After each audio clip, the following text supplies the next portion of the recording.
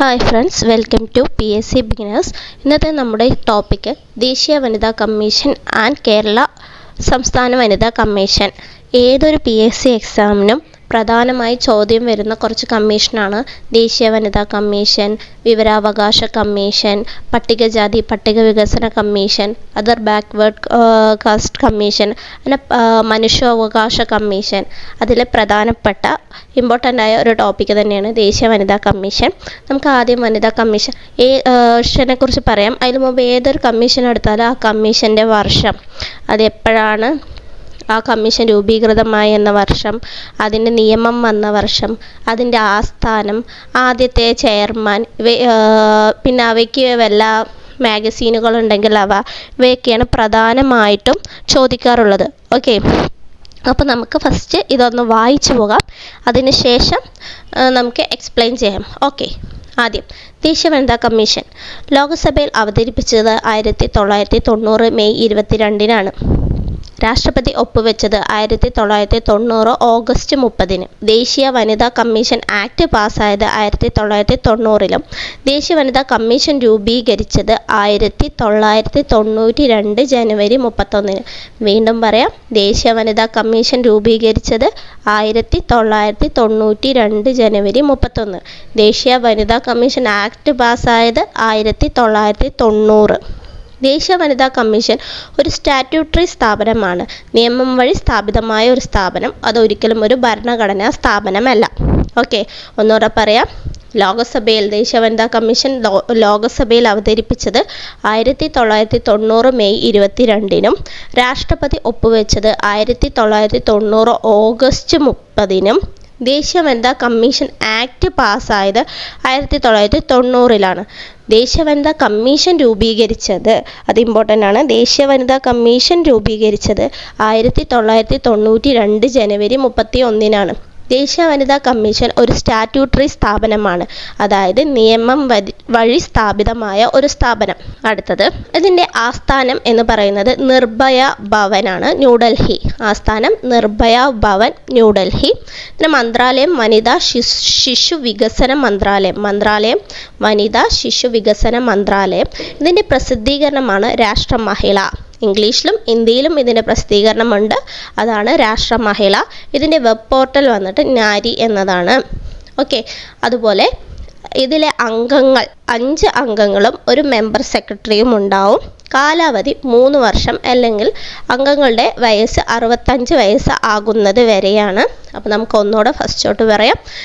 ദേശീയ വനിതാ കമ്മീഷൻ നിയമം ലോകസഭയിൽ അവതരിപ്പിച്ചത് 1990 മെയ് 22-നും രാഷ്ട്രപതി ഒപ്പുവെച്ചത് 1990 ഓഗസ്റ്റ് 30-നും. ദേശീയ വനിതാ കമ്മീഷൻ ആക്ട് പാസ്സായത് 1990-ലും ദേശീയ വനിതാ കമ്മീഷൻ രൂപീകരിച്ചത് 1992 ജനുവരി 31-നും. ദേശീയ വനിതാ കമ്മീഷൻ ഒരു സ്റ്റാറ്റ്യൂട്ടറി സ്ഥാപനമാണ്, അതായത് നിയമം വഴി സ്ഥാപിതമായ ഒരു സ്ഥാപനം. ദേശീയ വനിതാ കമ്മീഷൻ ഭരണഘടനാ സ്ഥാപനമാണോ എന്നൊരു ചോദ്യം വന്നാൽ അപ്പോൾ നമുക്ക് പറയാം, ദേശീയ വനിതാ കമ്മീഷൻ ഒരു ഭരണഘടനാ സ്ഥാപനമല്ല, അതൊരു സ്റ്റാറ്റ്യൂട്ടറി സ്ഥാപനമാണ്. ഓക്കെ, അതിൻ്റെ ആസ്ഥാനം വന്നിട്ട് നിർഭയ ഭവനാണ്, ന്യൂഡൽഹിയിൽ. അതിൻ്റെ ആസ്ഥാനം നിർഭയ ഭവൻ, ന്യൂഡൽഹിയാണ്. മന്ത്രാലയം വനിതാ ശിശു വികസന മന്ത്രാലയമാണ്. പ്രസിദ്ധീകരണം രാഷ്ട്രമഹിള, അത് ഇംഗ്ലീഷിലും ഹിന്ദിയിലും പ്രസിദ്ധീകരിക്കുന്നുണ്ട്. പ്രസിദ്ധീകരണത്തിൻ്റെ പേരാണ് രാഷ്ട്രമഹിള എന്നത്. അതിൻ്റെ വെബ് പോർട്ടലാണ് നാരി. അംഗങ്ങളിൽ ഒരു ചെയർപേഴ്സൺ, 5 അംഗങ്ങൾ, ഇത് കൂടാതെ ഒരു മെമ്പർ സെക്രട്ടറി കൂടെ ഉണ്ടാവും. അതായത് ഒരു ചെയർപേഴ്സൺ, 5 അംഗങ്ങൾ, ഒരു മെമ്പർ സെക്രട്ടറി. ഇതിൻ്റെ കാലാവധി എന്ന് പറയുന്നത് 3 വർഷം, അല്ലെങ്കിൽ 65 വയസ്സാണ്. ഓക്കെ, നമ്മൾ പറഞ്ഞു അംഗങ്ങൾ എന്ന് പറയുന്നത് ഒരു ചെയർപേഴ്സണും 5 അംഗങ്ങളുമാണ്, കൂടാതെ ഒരു മെമ്പർ സെക്രട്ടറി കൂടി ഉണ്ടാവും എന്ന് പറഞ്ഞു. അപ്പോൾ അംഗങ്ങളുടെ നിയമനത്തെക്കുറിച്ച് നമ്മൾ പറയാം. അംഗങ്ങളെയും മെമ്പർ സെക്രട്ടറിയെയും നിയമിക്കുന്നതും നീക്കം ചെയ്യുന്നതിനും അധികാരമുള്ളത് കേന്ദ്ര സർക്കാരിനാണ്. അപ്പോൾ നിയമനം നീക്കം ചെയ്യുന്നതിനെക്കുറിച്ച് ഒരു ചോദ്യം വന്നാൽ എഴുതേണ്ടത് എന്താണ്? ഇവ 2 പേരെയും, അതായത് നിയമനമായാലും നീക്കം ചെയ്യലായാലും അതിന് അധികാരമുള്ളത് കേന്ദ്ര സർക്കാരിനാണ്. മെമ്പർ സെക്രട്ടറി ഒഴികെ കമ്മീഷൻ അംഗങ്ങൾ രാജിക്കത്ത് സമർപ്പിക്കുന്നതും കേന്ദ്ര സർക്കാരിനാണ്. മെമ്പർ സെക്രട്ടറി ഒഴികെ രാജിക്കത്ത് നൽകുന്നത്, കമ്മീഷൻ അംഗങ്ങൾ മൊത്തം രാജിക്കത്ത് നൽകുന്നത് ആർക്കാണ്? കേന്ദ്ര സർക്കാരിനാണ്. വാർഷിക റിപ്പോർട്ട് സമർപ്പിക്കേണ്ടതും കേന്ദ്ര സർക്കാരിനാണ്. അപ്പോൾ ഇവിടെ പ്രസിഡന്റിന് പ്രധാനമായും പറയുന്നില്ല, എല്ലാം കേന്ദ്ര സർക്കാരിനാണ് എന്നാണ് പറയുന്നത്.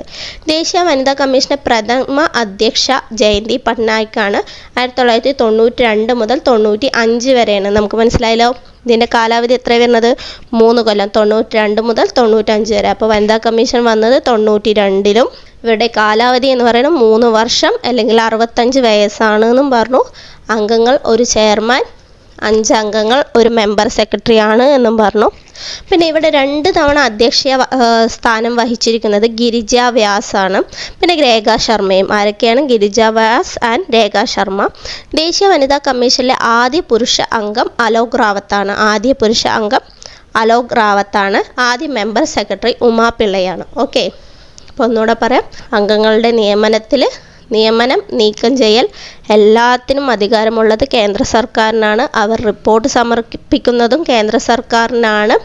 അവരുടെ ഫസ്റ്റത്തെ അധ്യക്ഷ ജയന്തി പട്നായിക്കാണ്. 1992-ലാണ് നമ്മുടെ വന്നത്?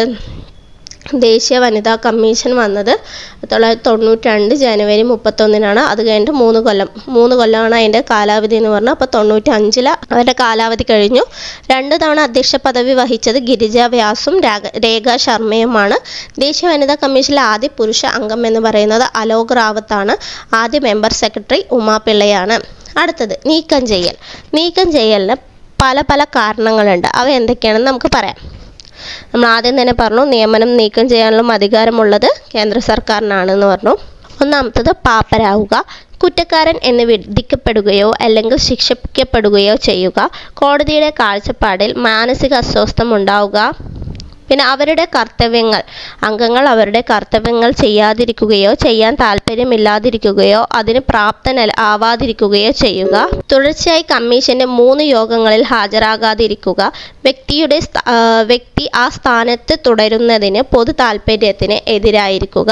ഓക്കെ, അപ്പോൾ ഇതൊക്കെയാണ് നീക്കം ചെയ്യാനുള്ള കാരണങ്ങൾ. അപ്പോൾ നമുക്കത് ഒന്നുകൂടെ അപ്പം നീക്കം ചെയ്യാനുള്ള കാരണങ്ങൾ എന്തൊക്കെയാണ് എന്ന് ഒന്നുകൂടെ പറയാം.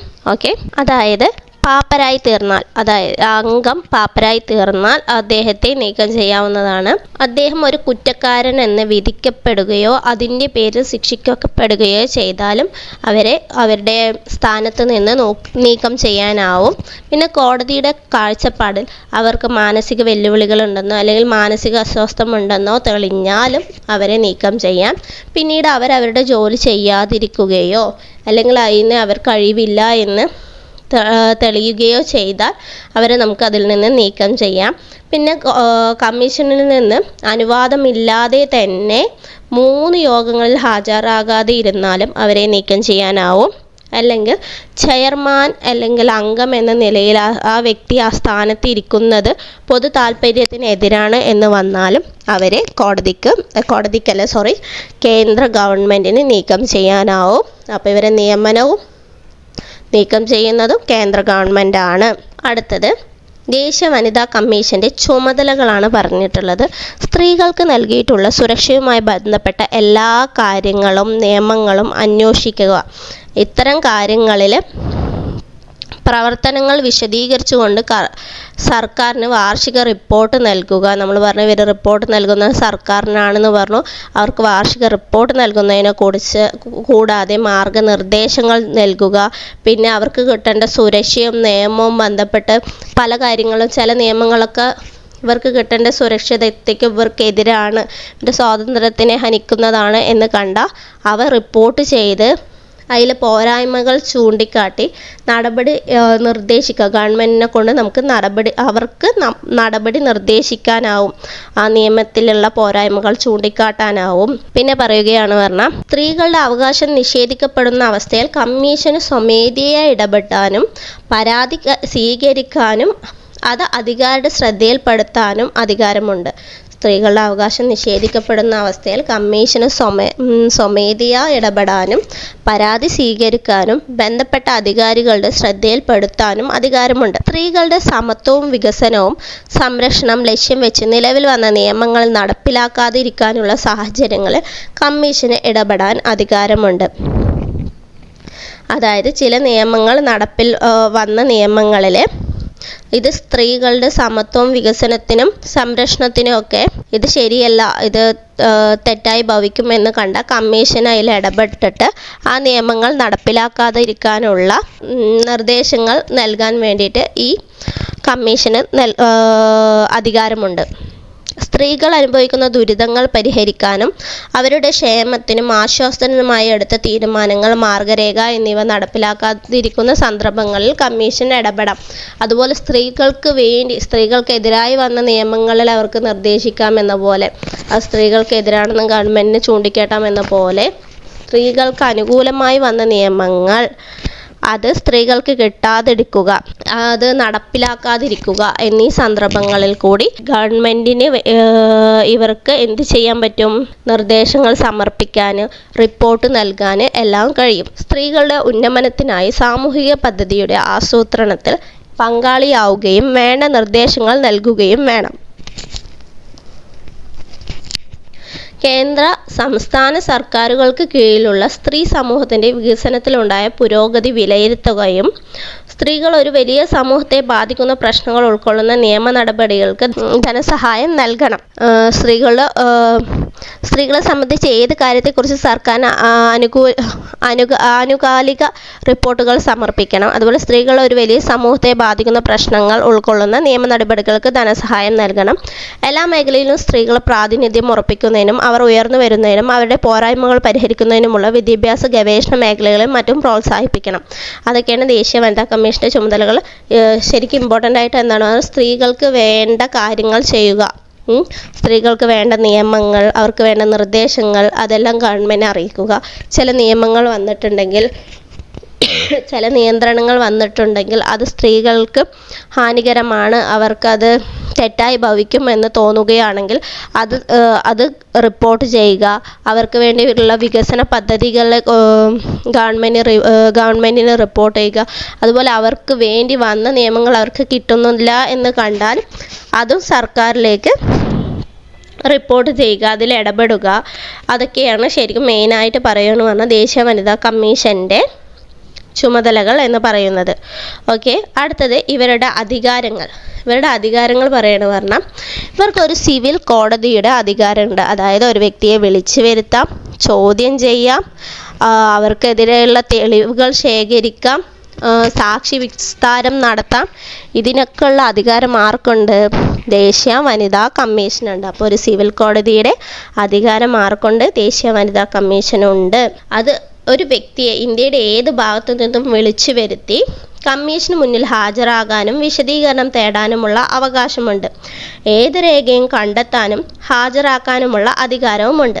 സത്യവാങ്മൂലം തെളിവുകൾ സ്വീകരിക്കാനുള്ള അധികാരമുണ്ട്. ഏതെങ്കിലും കോടതിയിൽ നിന്നോ ഓഫീസിൽ നിന്നോ രേഖയോ പകർപ്പോ ആവശ്യപ്പെടുന്നതിനുള്ള അധികാരവുമുണ്ട്. അതുകൂടാതെ സാക്ഷികളുടെ വിസ്താരത്തിനും രേഖകൾ പരിശോധിക്കുന്നതിനുമുള്ള അധികാരവുമുണ്ട്.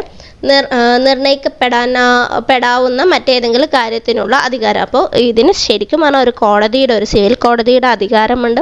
ഒരു വ്യക്തിയെ വിളിച്ചു വരുത്താം, അയാൾക്ക് ഹാജരാകാൻ പറയാം, അയാൾക്ക് വിശദീകരണം തേടാം. അപ്പോൾ എന്താ പറഞ്ഞത്? അവർക്ക് രേഖകൾ കണ്ടെത്താം, വ്യക്തിയെ ഹാജരാക്കാം, തെളിവുകൾ ശേഖരിക്കാം, സാക്ഷി വിസ്താരം നടത്താം എന്നിവയിലുള്ള അധികാരങ്ങളെല്ലാം ആർക്കുണ്ട്? ദേശീയ വനിതാ കമ്മീഷന് ഉണ്ട്. പിന്നെ ഇവരുടെ പ്രധാനപ്പെട്ട സെക്ഷനുകളാണ് പറയുന്നത്. അടുത്തത് ദേശീയ വനിതാ കമ്മീഷൻ്റെ പ്രധാനപ്പെട്ട സെക്ഷനുകളാണ്. ദേശീയ വനിതാ കമ്മീഷൻ നിയമത്തിൽ 5 അധ്യായങ്ങളും 17 സെക്ഷനുകളുമുണ്ട്. 5 അധ്യായങ്ങളും 17 സെക്ഷനുകളുണ്ട്. അതിൽ പ്രധാനപ്പെട്ടത് നമുക്ക് പറഞ്ഞു പോകാം. സെക്ഷൻ 3(1) സ്ത്രീകൾക്ക് വേണ്ടി ഒരു ദേശീയ കമ്മീഷൻ രൂപീകരിക്കണം എന്ന് പ്രതിപാദിക്കുന്നത്. സെക്ഷൻ 3 ദേശീയ കമ്മീഷൻ രൂപീകരിക്കണം എന്ന് പറയുന്നത് എന്താണ്? 3(1). അപ്പോൾ വനിതാ കമ്മീഷൻ 3 വർഷമാണ് എന്ന് നമുക്കറിയാലോ, അതിൻ്റെ കാലാവധി. അത് ചിന്തിച്ച് വെച്ചാൽ മതി. 3(1) സ്ത്രീകൾക്ക് വേണ്ടി ഒരു ചെയർപേഴ്സൺ അല്ലേ, 3 വർഷമല്ലേ. അപ്പോൾ 3(1) എന്ത് വേണ്ടത്? ദേശീയ വനിതാ കമ്മീഷൻ രൂപീകരിക്കണം എന്ന് പ്രതിപാദിക്കുന്നത്. സെക്ഷൻ 3(2) കമ്മീഷനിലെ അംഗങ്ങളെ പറ്റി പ്രതിപാദിക്കുന്നത്. അപ്പോൾ ആദ്യം 1 ഒരു കമ്മീഷൻ വന്നു പറഞ്ഞാൽ 2 എന്താ വരിക? അതിൽ കുറച്ച് അംഗങ്ങൾ വേണ്ടേ? അപ്പോൾ അംഗങ്ങൾ വന്നു. അപ്പോൾ 3.1 ദേശീയ വനിതാ കമ്മീഷൻ രൂപീകരിക്കണം എന്ന് പറഞ്ഞത്, 3.2 ദേശീയ വനിതാ കമ്മീഷനിലെ അംഗങ്ങളെക്കുറിച്ച് പറഞ്ഞത്. 4ാമത്തെ പറയുന്നത് എന്താണ് പറഞ്ഞാൽ ഇവരുടെ കാലാവധിയും സേവനങ്ങളും. പിന്നെ അടുത്തത് എന്താ പറയുക, ഇവരുടെ കാലാവധി, അവരുടെ സേവനങ്ങളെക്കുറിച്ച് പറയും. സെക്ഷൻ 5 വന്നിട്ട് കമ്മീഷൻ്റെ ചുമതലകളും നിർവഹിക്കുന്നതിനാവശ്യമായ ജീവനക്കാരെയും ഉദ്യോഗസ്ഥരെയും സർക്കാർ കമ്മീഷന് നൽകണമെന്നും പറയുന്നു. സെക്ഷൻ 6 പറയുന്നത് അംഗങ്ങളോടും ശമ്പളം, ഭത്ത, പെൻഷൻ ഉൾപ്പെടെയുള്ള ഭരണ ചെലവുകൾ കേന്ദ്ര സർക്കാർ അനുവദിക്കുന്ന ഗ്രാൻറ്റുകളിൽ നിന്ന് വേണം നൽകാൻ. അപ്പോൾ 6 എന്ത് പറയുന്നത്, ശമ്പളം. 6 ശമ്പളം എന്ന് പറയുന്ന പോലെ 6 ശമ്പളം എന്ന് ഓർത്തു വെച്ചാൽ മതി.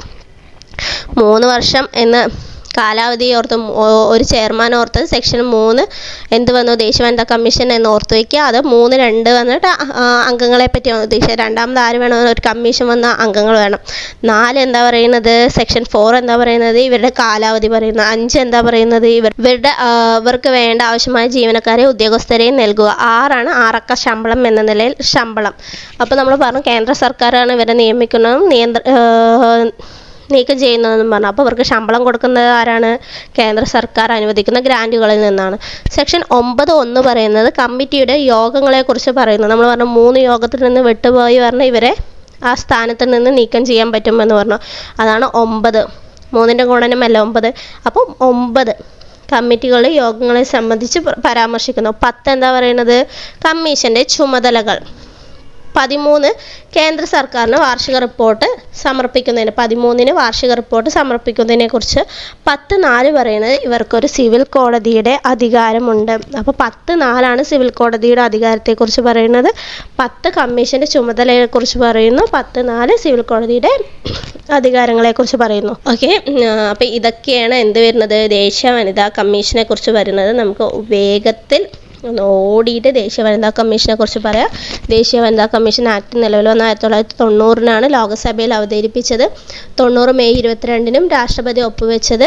90 ഓഗസ്റ്റ് 30 ആദ്യം ലോകസഭ രാജ്യസഭയൊക്കെ കഴിഞ്ഞിട്ടുള്ള രാഷ്ട്രപതിയിലെത്തുക. അപ്പോൾ മെയ് 22 ലോകസഭയിലും രാഷ്ട്രപതി ഒപ്പുവെച്ചത് ഓഗസ്റ്റ് 30 അത് കഴിഞ്ഞിട്ട് 2 കൊല്ലം കഴിഞ്ഞിട്ടാണ് 92 ജനുവരി 31 ദേശീയ വനിതാ കമ്മീഷൻ വന്നത്. ഇതൊരു ഭരണഘടനാ സ്ഥാപനമല്ല, ഒരു സ്റ്റാറ്റ്യൂട്ടറി സ്ഥാപനമാണ്. അതായത് നിയമം വഴി സ്ഥാപിതമായ ഒരു സ്ഥാപനമാണ്. ആദ്യ അധ്യക്ഷ എന്ന് പറയുന്നത് ജയന്തി പട്നായിക്കാണ്. 92 മുതൽ 95 വരെയാണ്. അതുപോലെ 2 തവണ അധ്യക്ഷ പദവി വഹിച്ചത് ഗിരിജ വ്യാസും രേഖാ ശർമ്മയുമാണ്. ഏറ്റവും കൂടുതൽ കാലം വന്നിട്ട് ഗിരിജ വ്യാസാണ്. അംഗമായ ആദ്യ പുരുഷൻ എന്ന് പറയുന്നത് അലോക് റാവത്താണ്. നിലവിലെ അധ്യക്ഷ രേഖാ ശർമ്മയാണ്. ഓക്കെ, നിലവിലെ അധ്യക്ഷ രേഖാ ശർമ്മയും മെമ്പർ സെക്രട്ടറി ഉമാപിള്ളയും. ആദ്യ മെമ്പർ സെക്രട്ടറി ഉമാപിള്ളയുമാണ്. പിന്നെ ഇവരുടെ കാലാവധി എന്ന് പറയുന്നത് 3 വർഷത്തിൽ കവിയാത്ത, കേന്ദ്ര സർക്കാർ നിശ്ചയിക്കുന്ന കാലയളവാണ്. 3 വർഷത്തിൽ കവിയാത്തതാണ് ഇവരുടെ കാലയളവ് എന്ന് പറയുന്നത്. ഇവരുടെ ആസ്ഥാനം നിർഭയ ഭവനാണ്. മന്ത്രാലയം വനിതാ ശിശു വികസന മന്ത്രാലയമാണ്. പ്രസിദ്ധീകരണം രാഷ്ട്രമഹിള, ഇംഗ്ലീഷ് ആൻഡ് ഹിന്ദി 2 ഭാഷയിൽ ഇവർ പ്രസിദ്ധീകരിക്കുന്നുണ്ട്. ഇവരുടെ വെബ് പോർട്ടലാണ് നാരി എന്ന് പറയുന്നത്. അതിലെ അംഗങ്ങൾ പറഞ്ഞാൽ ഒരു ചെയർപേഴ്സൺ, 5 അംഗങ്ങൾ, ഒരു മെമ്പർ സെക്രട്ടറി. കാലാവധി 3 വർഷം അല്ലെങ്കിൽ 65 വയസ്സ്. പിന്നെ നിയമനം പറയുന്നത് നിയമിക്കുകയും നീക്കം ചെയ്യുന്നത് കേന്ദ്ര സർക്കാർ എന്നാണ് പറഞ്ഞു. മെമ്പർ സെക്രട്ടറി ഒഴികെ കമ്മീഷനിലെ അംഗങ്ങൾ രാജിക്കത്ത് സമർപ്പിക്കുന്നതും കേന്ദ്ര സർക്കാരിനാണ്. വാർഷിക റിപ്പോർട്ട് ഇവർ സമർപ്പിക്കുന്നതും കേന്ദ്ര സർക്കാരിനാണ്. ഇവർ മെയിൻലി കേന്ദ്ര സർക്കാരുമായിട്ടാണ് ബന്ധപ്പെട്ടിരിക്കുന്നത്. പിന്നെ പറയുകയാണ് പറഞ്ഞാൽ അവരുടെ ചുമതലകൾ പറഞ്ഞാൽ സ്ത്രീകൾക്ക് നൽകിയിട്ടുള്ള സുരക്ഷയുമായി ബന്ധപ്പെട്ട എല്ലാ കാര്യങ്ങളും നിയമങ്ങളും അന്വേഷിക്കുക. ഇതിനായുള്ള പ്രവർത്തനങ്ങൾ വിശദീകരിച്ചുകൊണ്ട് സർക്കാരിന് വാർഷിക റിപ്പോർട്ട് നൽകുക. മാർഗനിർദ്ദേശങ്ങൾ നൽകുക. സ്ത്രീകൾക്ക് കിട്ടേണ്ട സുരക്ഷയും നിയമവുമായി ബന്ധപ്പെട്ട ലംഘനങ്ങൾ പരിശോധിച്ച് ബന്ധപ്പെട്ട അധികാരികൾക്ക് റിപ്പോർട്ട് ചെയ്യുക. നിയമങ്ങളിലെ സ്ത്രീകളെ ബാധിക്കുന്ന പോരായ്മകൾ ചൂണ്ടിക്കാട്ടിക്കൊണ്ട്, അതായത് ചില നിയമങ്ങൾ വന്നിട്ടുണ്ട് അത് സ്ത്രീകളെ മോശമായി ബാധിക്കുമെന്ന് കണ്ട അത് ചൂണ്ടിക്കാണിക്കുക. ആർക്ക്? ഗവൺമെൻറ് ചൂണ്ടിക്കാണിച്ച് പരിഹാര നടപടികൾ നിർദ്ദേശിക്കുക. സ്ത്രീകളുടെ അവകാശം നിഷേധിക്കുന്ന അവസ്ഥയിൽ കമ്മീഷന് സ്വമേധയാ ഇടപെടാനും പരാതികൾ സ്വീകരിക്കാനുമുള്ള അധികാരമുണ്ട്. പിന്നെ ബന്ധപ്പെട്ട അധികാരികളുടെ ശ്രദ്ധയിൽ ഏർപ്പെടുത്താനുള്ള അധികാരമുണ്ട്. അടുത്തത് ഇവരുടെ അധികാരങ്ങൾ എന്ന് പറയുന്നത് ഒരു സിവിൽ കോടതിയുടെ അധികാരമാണെന്ന് നമ്മൾ പറഞ്ഞു. അവർക്ക് എന്തൊക്കെ ചെയ്യാം? ഒരു വ്യക്തിയെ രാജ്യത്തിന് എവിടുന്ന് വേണമെങ്കിലും വിളിച്ചു വരുത്താം, ഹാജരാകാം, അവർക്കെതിരെ രേഖകൾ കണ്ടെത്താം, തെളിവുകൾ ശേഖരിക്കാം, സാക്ഷി വിസ്താരം ചെയ്യാം. അടുത്തത് പ്രധാനപ്പെട്ട സെക്ഷനുകൾ നമ്മൾ പറഞ്ഞു. ദേശീയ വനിതാ കമ്മീഷൻ നിയമത്തിൽ 5 അധ്യായങ്ങളും 17 സെക്ഷനുകളും ഉണ്ടെന്ന് പറഞ്ഞു. അത് 3:1 ദേശീയ വനിതാ കമ്മീഷനെ കുറിച്ച് പറയുന്നത്, രൂപീകരണത്തെക്കുറിച്ച് പറയുന്നത്. 3:2 കമ്മീഷനിലെ അംഗങ്ങളെക്കുറിച്ച് പറയുന്നത്. 4 അംഗങ്ങളുടെ കാലാവധിയെക്കുറിച്ചും സേവനങ്ങളെക്കുറിച്ചും പറയുന്നത്. 5 അവരുടെ ജീവനക്കാരെ ഉദ്യോഗസ്ഥരെയും നൽകുന്നത്. കേന്ദ്ര സർക്കാർ അവരുടെ ചുമതലകൾ നിർവഹിക്കുന്നതിന് വേണ്ടി ജീവനക്കാരെ ഉദ്യോഗസ്ഥരെയും നൽകുന്നതിനെക്കുറിച്ച് പറയുന്നത്. 6 ശമ്പളം എന്ന നിലയിൽ 6 ശമ്പളത്തെക്കുറിച്ച് പറയുന്നത്. സെക്ഷൻ 9:1 കമ്മിറ്റികളുടെ യോഗങ്ങളെക്കുറിച്ച് പറയുന്നത്. സെക്ഷൻ 10 കമ്മീഷൻ്റെ ചുമതലകളെക്കുറിച്ച് പറയുന്നത്. 10(4) ഒരു സിവിൽ കോടതിയുടെ അധികാരമുണ്ടെന്ന് പറയുന്നത്. 13 കേന്ദ്ര സർക്കാരിന് വാർഷിക റിപ്പോർട്ട് സമർപ്പിക്കുന്നതിനെക്കുറിച്ച് പരാമർശിക്കുന്നത്. ഓക്കെ, ഇതൊക്കെയാണ് ദേശീയ വനിതാ കമ്മീഷൻ. ഇനി നമുക്ക് അടുത്തത് കേരള വനിതാ കമ്മീഷനെ കുറിച്ച് പറയാം. കേരള വനിതാ കമ്മീഷൻ 1990 മാർച്ച് 14 ഉണ്ടായത്. അതായത് 1992 ദേശീയ വനിതാ കമ്മീഷൻ ഉണ്ടായതിന് ശേഷം 1996 മാർച്ച് 14 എന്തുണ്ടായത്? കേരള വനിതാ കമ്മീഷൻ ഉണ്ടായത്. കേരള വനിതാ കമ്മീഷൻ ആക്ട് പാസ്സായത് 1990 എഴുതി തയ്യാറാക്കിയത് അന്നത്തെ സാമൂഹ്യക്ഷേമ വകുപ്പ് മന്ത്രിയായ KR ഗൗരി അമ്മയും അതിന് സഹായം നൽകിയ ജസ്റ്റിസ് VR കൃഷ്ണയ്യറും ജസ്റ്റിസ് സുബ്രഹ്മണ്യ പോറ്റിയുമാണ്. രാഷ്ട്രപതി ഒപ്പുവെച്ചത് 1995 ഓഗസ്റ്റ് 22 നിയമം നിലവിൽ വന്നത് 1995 ഡിസംബർ 1 ഒപ്പുവെച്ച രാഷ്ട്രപതി ശങ്കർ ദയാൽ ശർമ്മയാണ്. അപ്പോൾ ഒപ്പുവെച്ചത് 1995 ഓഗസ്റ്റ് 22 ശങ്കർ ദയാൽ ശർമ്മ. നിയമം നിലവിൽ വന്നത് 1995 ഡിസംബർ 1 രൂപീകരിച്ച 1996 മാർച്ച് 14 ഓക്കെ. അടുത്തത് അതുപോലെ തന്നെ ഇതൊരു സ്റ്റാറ്റ്യൂട്ടറി സ്ഥാപനമാണ്. നിയമം വഴി സ്ഥാപിതമായ ഒരു സ്ഥാപനം മാത്രമാണ്. ഇതിൻ്റെ ആസ്ഥാനം പട്ടം തിരുവനന്തപുരമാണ്. പ്രസിദ്ധീകരണം സ്ത്രീശക്തി. പ്രസിദ്ധീകരണം വന്നിട്ട് സ്ത്രീ ശക്തിയാണ്. പ്രസിദ്ധീകരണം നമ്മൾ ദേശീയ വനിതാ കമ്മീഷൻ്റെ പ്രസിദ്ധീകരണം പറഞ്ഞു, രാഷ്ട്രമഹിളയെന്ന് പറഞ്ഞു. കേരള സംസ്ഥാന വനിതാ കമ്മീഷൻ്റെ പ്രസിദ്ധീകരണം സ്ത്രീ ശക്തിയാണ്. അംഗങ്ങൾ ചെയർപേഴ്സൺ ഉൾപ്പെടെ 5 അംഗങ്ങൾ. സെയിം തന്നെയാണ്, ചെയർപേഴ്സൺ ഉൾപ്പെടെ 5 അംഗങ്ങൾ. അംഗങ്ങളിൽ ഒരാൾ പട്ടികജാതി പട്ടികവർഗ വിഭാഗത്തിൽപ്പെടുന്ന വനിതയായിരിക്കണം. അപ്പോൾ ഇതിലെന്താണ്? അംഗങ്ങളിൽ ഒരാൾ പട്ടികജാതി പട്ടികവർഗത്തിൽ വിഭാഗത്തിൽപ്പെടുന്ന ഒരു വനിതയായിരിക്കണം. ഇവരെ കൂടാതെ ഒരു മെമ്പർ സെക്രട്ടറിയും ഒരു ഡയറക്ടറും കമ്മീഷനിൽ ഉണ്ടാവണം. നമ്മൾ ദേശീയ വനിതാ കമ്മീഷനിൽ പറഞ്ഞത് ചെയർപേഴ്സൺ 5 അംഗം ഒരു മെമ്പർ സെക്രട്ടറിയാണ്. ഇവിടെ പറയുന്നത് ചെയർപേഴ്സൺ 5 അംഗം ഒരു മെമ്പർ സെക്രട്ടറി ഒരു ഡയറക്ടറും കമ്മീഷനിൽ ഉണ്ടായിരിക്കണം എന്ന് പറയുന്നുണ്ട്. ഓക്കെ, അംഗങ്ങളിൽ ഒരാൾ എന്തായിരിക്കണം എന്ന് പറയുന്നത്? പട്ടികജാതി പട്ടികവർഗ വിഭാഗത്തിൽപ്പെടുന്ന വനിതയായിരിക്കണം. അടുത്ത ഇവരുടെ നിയമനങ്ങളെക്കുറിച്ച് നമുക്ക് പറയാം. അത് വന്നിട്ട് ഈ അംഗങ്ങൾ ദേശീയ വനിതാ കമ്മീഷനിലും അംഗങ്ങൾ എന്താണെന്ന് പറയേണ്ടത് SC/STയിൽ നിന്നുള്ള ഓരോ അംഗങ്ങളും ഉണ്ടായിരിക്കണം എന്ന് പറയുന്നുണ്ട് കേട്ടോ. അതിൽ പ്രധാന കാര്യനിർവഹണ ഉദ്യോഗസ്ഥൻ മെമ്പർ സെക്രട്ടറി ആയിരിക്കണം എന്നും പറയുന്നുണ്ട്. അതതിൽ പറയാൻ വിട്ടുപോയതാണ്, അതുകൊണ്ടാണ് ഇതിൽ പറയുന്നത്. ഓക്കെ, നമുക്ക് അടുത്തത് ഇവരുടെ നിയമനങ്ങളെക്കുറിച്ച് പറയാം. കേരള സംസ്ഥാന വനിതാ കമ്മീഷൻ്റെ നിയമനങ്ങളെക്കുറിച്ചാണ് അടുത്ത നമ്മൾ പറയാൻ പോകുന്നത്. ഓക്കെ, അതിൽ പറയുന്നതെന്ന് പറഞ്ഞാൽ അംഗങ്ങളെ നിയമിക്കുന്നതും നീക്കം ചെയ്യുന്നതും സംസ്ഥാന സർക്കാരാണ്. ദേശീയ വനിതാ കമ്മീഷനെ കേന്ദ്ര സർക്കാർ നിയമിക്കുന്നത് പോലെ സംസ്ഥാന വനിതാ കമ്മീഷനെ നിയമിക്കുന്നത് സംസ്ഥാന സർക്കാരാണ്. അതുകൊണ്ട് തന്നെ ഇവർക്ക് സർക്കാരിനോടാണ് പ്രതിബദ്ധതയുള്ളത്. ഓക്കെ, കാലാവധി 5 വർഷമാണ്. അവിടെ കാലാവധി 3 വർഷമാണ് നമ്മൾ പറഞ്ഞത്. പക്ഷേ ഇവിടെ കാലാവധി പറയുന്നത് 5 വർഷമാണ് കേട്ടോ. ഓക്കെ, ഇവിടെ കാലാവധി പറയുന്നത് 5 വർഷമാണ്. അവിടെ കാലാവധി നമ്മൾ പറഞ്ഞത് 3 വർഷം എന്നാണ്. അതൊന്നുകൂടി ശ്രദ്ധിക്കുക. ആദ്യ വനിതാ കമ്മീഷൻ അധ്യക്ഷ സുഗതകുമാരി ആയിരുന്നു. 1996 മുതൽ 2001 വരെയാണ്. ഇവിടെ 5 വർഷമാണ്. രണ്ടാമത്തെ വനിതാ അധ്യക്ഷ വന്നിട്ട് ശ്രീദേവിയാണ്.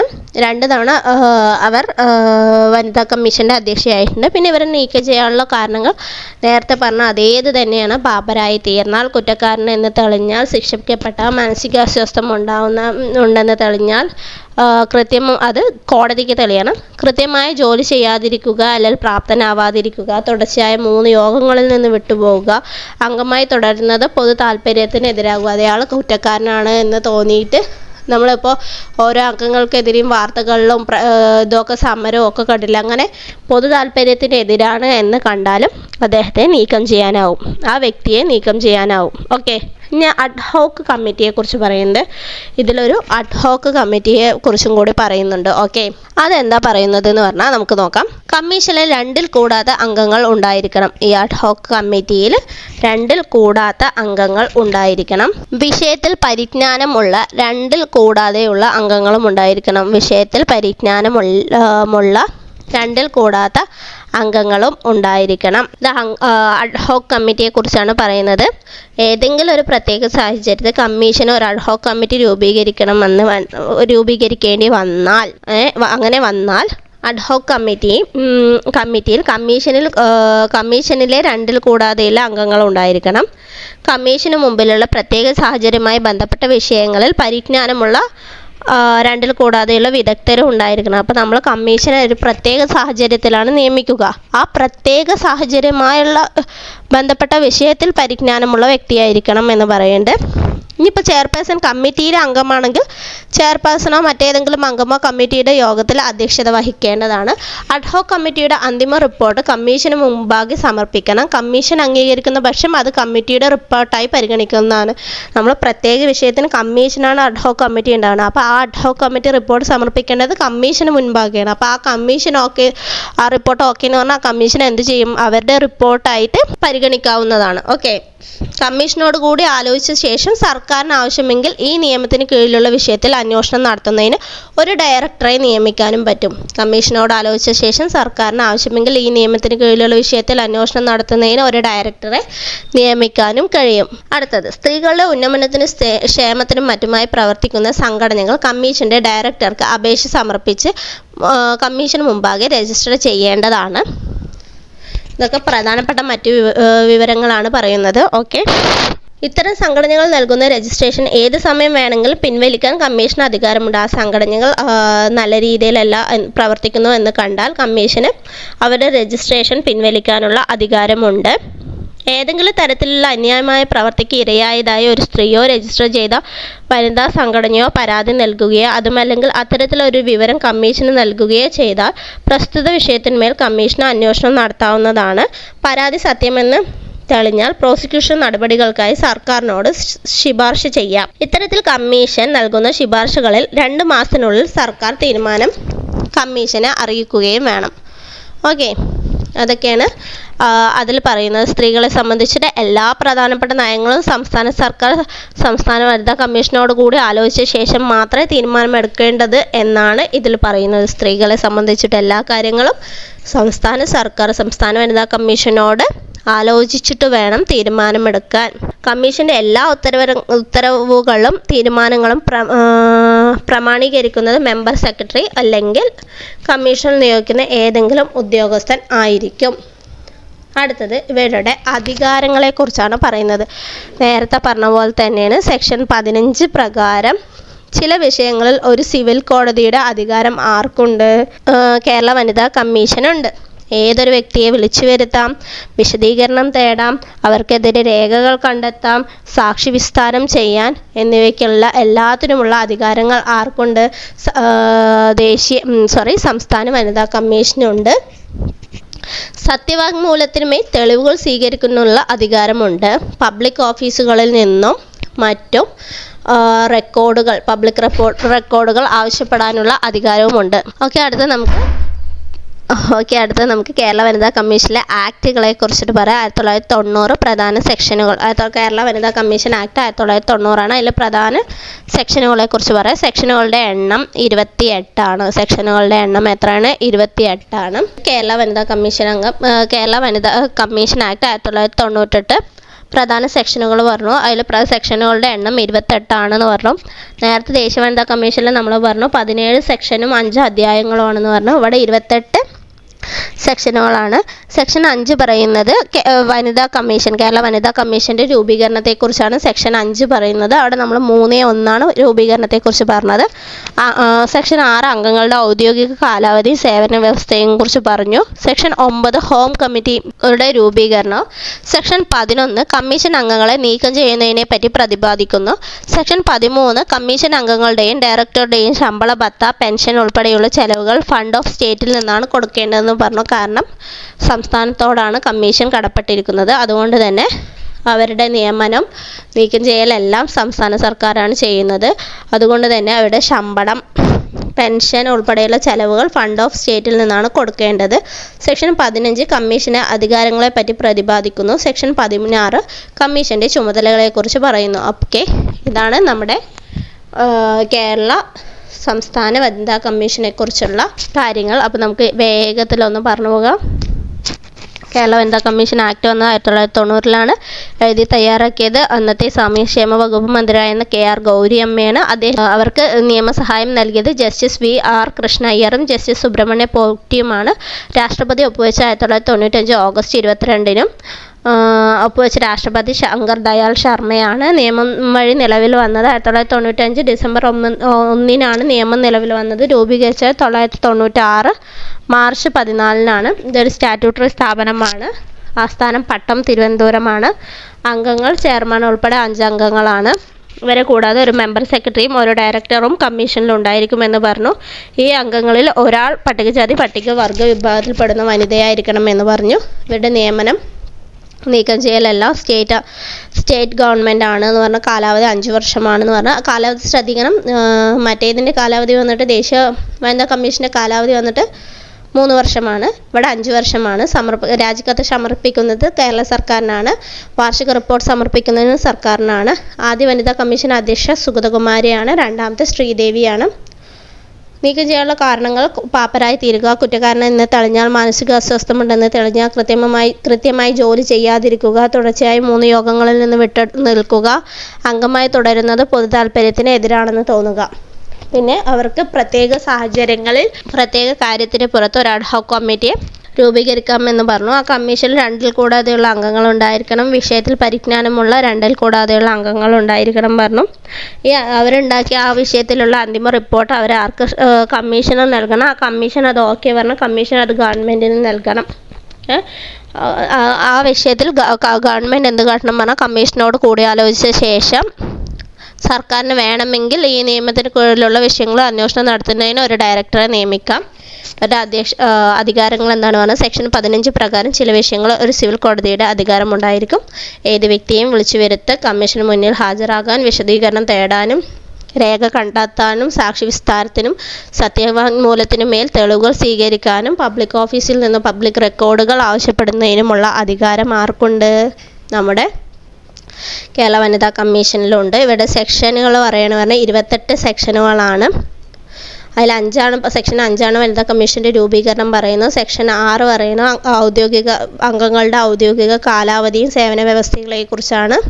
സെക്ഷൻ 9 ഹോം കമ്മിറ്റിയുടെ രൂപീകരണം. 11 കമ്മീഷനിൽ അംഗങ്ങളെ നീക്കം ചെയ്യുന്നതിനെ പറ്റിയും. 13 കമ്മീഷൻ അംഗങ്ങളുടെ ഡയറക്ടറുടെയും ശമ്പള ഭത്ത പെൻഷൻ ഉൾപ്പെടെയുള്ള ചെലവ് ഫണ്ട് ഓഫ് സ്റ്റേറ്റിൽ നിന്നാണ് കൊടുക്കേണ്ടത് എന്ന് പറയുന്നു. സെക്ഷൻ 15 കമ്മീഷൻ്റെ അധികാരങ്ങളെപ്പറ്റി പ്രതിപാദിക്കുന്നു. സെക്ഷൻ 16 കമ്മീഷൻ്റെ ചുമതലകളെക്കുറിച്ച് പറയുന്നു. അപ്പോൾ ഇതാണ് നമ്മുടെ ഇന്നത്തെ ക്ലാസ്. ഓക്കെ, നിങ്ങൾക്ക് ഇത് മനസ്സിലായില്ലെങ്കിൽ ഒന്നിൽ സ്പീഡ് കുറവാണ് പറഞ്ഞാൽ നിങ്ങൾക്ക് സ്പീഡ് കൂട്ടിയിട്ട് കാണാം, സ്പീഡ് കൂടുതലാണെന്ന് തോന്നിയാൽ സ്പീഡ് കുറച്ചിട്ട് കാണാം. അതിനുള്ള സൗകര്യങ്ങൾ നമുക്ക് യൂട്യൂബിൽ നിന്ന് നൽകുന്നുണ്ട്. ഇഷ്ടപ്പെട്ടാൽ ലൈക്ക് ചെയ്യുക, സബ്സ്ക്രൈബ് ചെയ്യുക. Okay, by.